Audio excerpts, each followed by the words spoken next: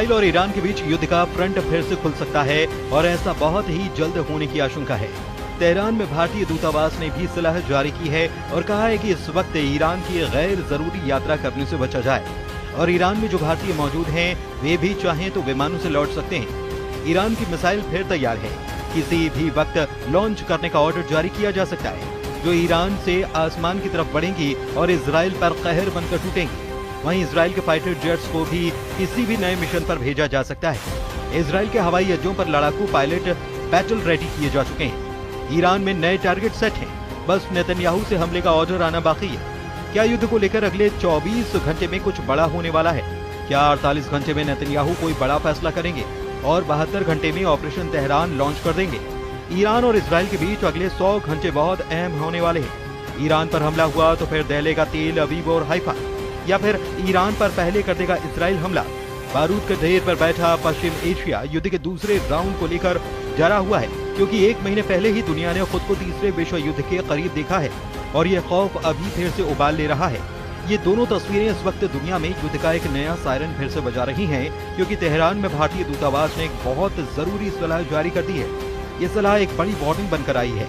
भारतीय दूतावास ने ट्वीट करके लिखा है कि पिछले कई हफ्तों में सुरक्षा संबंधी हालात को देखते हुए भारतीय नागरिकों को सलाह दी जाती है कि वो ईरान की गैर जरूरी यात्रा करने से पहले मौजूदा स्थिति जरूर देखें, हर घटनाक्रम पर नजर रखें और भारतीय अधिकारियों की सलाह को मानें। अब ट्वीट के मायने क्या हैं? इसके मायने हैं कि ईरान जाने से बचिए, ईरान में हो तो लौट जाइए, क्योंकि ट्वीट में आगे लिखा है कि जो भारतीय नागरिक पहले से ही ईरान में हैं और वहां से जाना चाहते हैं तो मौजूदा विमान सेवाओं का इस्तेमाल कर सकते हैं। ईरान और इसराइल के बीच तनाव को देखा जाए तो भारतीय दूतावास की सलाह को अंग्रेजी में कहा जाए राइटिंग ऑन द वॉल, यानी कि बहुत बुरा होने का अंदेशा है, कुछ ऐसा जिससे बचना चाहिए। ईरान के सर्वोच्च नेता अली खामनेई का कहना है कि ईरान दुश्मन के सामने कभी कमजोर नहीं रहा, क्योंकि हमारे पास हर जरिया और तर्क है, हमारे पास ताकत है, कूटनीति और फौज में भी। जब हम दुश्मन के घर पर हमला करेंगे तो पूरी ताकत से करेंगे। ये एक सच है कि ये देश और यहाँ की सेना को यकीन है कि हम अमेरिका और उसकी पालतू ज़ोइस्ट हुकूमत का मुकाबला कर सकते हैं। ये ईरान की बहुत बड़ी खासियत है। अब सवाल है कि ईरान में ऐसा क्या होने जा रहा है जिससे न सिर्फ भारत को बल्कि दुनिया को अलर्ट रहना चाहिए। पिछले 1 महीने के दौरान पूरी दुनिया ने अमेरिका के B-2 बॉम्बर का सबसे खतरनाक मिशन देखा, दुनिया का सबसे खतरनाक बम गिरते देखा, ईरान के परमाणु कार्यक्रम को मिटते हुए देखा।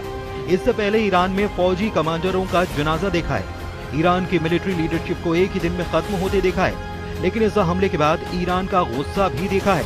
खामनेई का गुस्सा मिसाइल बनकर इसराइल पर टूटा, इसलिए दुनिया ने इसराइल के शहरों पर ईरान की मिसाइलों को गिरते देखा, तेल अवीव और हाइफा को जलते हुए देखा, इसराइल के मिसाइल डिफेंस को फेल होते हुए भी देखा।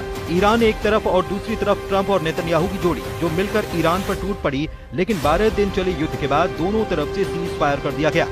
इजराइल के पीएम बेंयामिन नेतन्याहू का दावा है कि राष्ट्रपति ट्रंप और मैं हमेशा शक्ति के साथ शांति की बात करते हैं, पहले शक्ति आती है और फिर शांति आती है। हमें उम्मीद है कि हम बहुत जल्द ही इसे हासिल करेंगे। अभी ईरान में क्या मूड है और भारतीय दूतावास ने ईरान के रुख को लेकर क्या समझा है, इसे और बेहतर तरीके से ईरान के रक्षा मंत्री के जरिए समझा जा सकता है। ईरान के रक्षा मंत्री ब्रिगेडियर जनरल अजीज नासिरजादेह ने कहा है कि मौजूदा सीज फायर कब तक टिकेगा नहीं पता। ईरान को इसराइल पर जरा भी भरोसा नहीं है और ईरान किसी भी हमले के लिए तैयार है।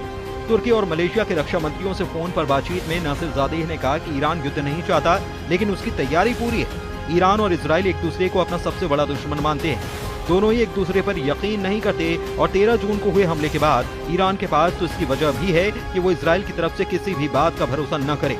इस युद्ध को शुरू करने से पहले नेतन्याहू ने अपने 3 लक्ष्य फाइनल किए थे और इन्हीं लक्ष्यों को लेकर उनके कमांडर्स ने पूरे युद्ध का प्लान तैयार किया था। हर हमले, हर स्ट्राइक मिशन और इसराइल के हर बम पर नेतन्याहू के यही लक्ष्य निर्धारित किए गए थे। पहला मकसद ईरान के परमाणु कार्यक्रम को जड़ से उखाड़ देना, उसे पूरी तरह से खत्म कर देना। क्या ऐसा हुआ? 400 किलो संवर्धित यूरेनियम को लेकर अब भी सवाल खड़े हो रहे हैं, इसलिए ये मकसद नाकाम हो गया। इसराइल का दूसरा मकसद ईरान के मिसाइल जखीरे को मिटा देना, लेकिन ईरान के कमांडर्स दावा कर रहे हैं कि उनके पास इतनी मिसाइलें हैं कि ईरान 2 साल तक लगातार युद्ध लड़ सकता है, इसलिए ये मकसद भी फेल हो गया। इसराइल का तीसरा मकसद ईरान में बगावत करवाकर तख्ता पलट करना, लेकिन अली खामनेई अब भी ईरान के सर्वोच्च नेता हैं और ईरान की मिलिट्री लीडरशिप भी कायम है, यानी इसराइल के तीनों मकसद नाकाम साबित हुए। यही वजह है कि नेतन्याहू और उनका वॉर कैबिनेट कुछ बड़ा करना चाहता है। इसका दावा ईरान की तरफ से बार बार किया जा रहा है। और यही दावा है जिसे लेकर ईरान पर इजराइल के हमले का खतरा मंडरा रहा है।